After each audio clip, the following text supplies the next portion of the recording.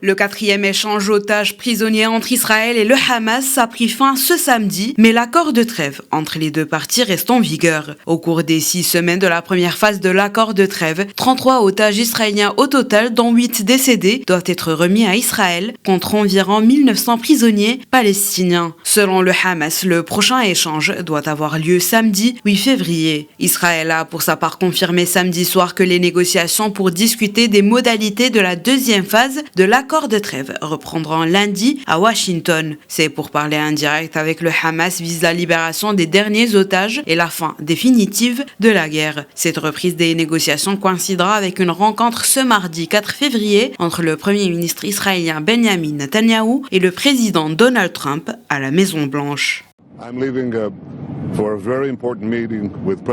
Je pars pour une réunion très importante avec le président Trump à Washington. Le fait qu'il s'agisse de la première rencontre du président Trump avec un dirigeant étranger depuis son investiture témoigne de la force de l'alliance israélo-américaine. C'est aussi un témoignage de la force de notre amitié personnelle.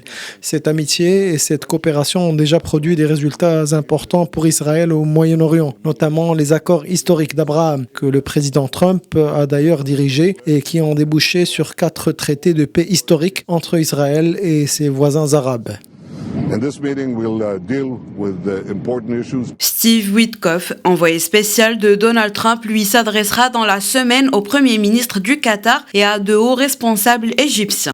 Lors d'un appel téléphonique avec Trump, le président égyptien Abdel Fattah al-Sisi a assuré samedi que la communauté internationale compte sur la capacité du président Trump à parvenir à un accord de paix permanent et historique, mettant fin aux conflits qui existent dans la région depuis des décennies. Pour rappel, l'accord de trêve comprend une 3e phase supposée permettre la reconstruction de la bande de Gaza et définir un modèle de gouvernance pour le territoire palestinien.